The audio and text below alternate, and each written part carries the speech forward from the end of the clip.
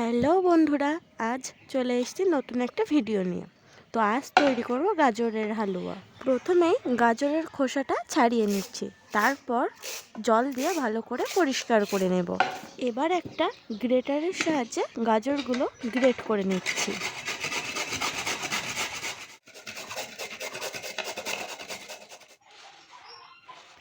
এবার কিছু কাজু কিশমিশ আর কাঠবাদাম চপড করে নিচ্ছি।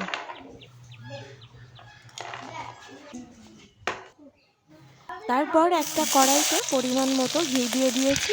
এবার দিয়ে দিচ্ছি গ্রেট করে রাখা গাজরগুলো। 2 মিনিট মতো ভালো করে নাড়াচাড়া করে নিচ্ছি। তারপরে দিয়ে দিচ্ছি 2 কাপ দুধ। তারপর দিয়ে দিচ্ছি এলাচ গুঁড়ো আর কেটে রাখা বাদামগুলো।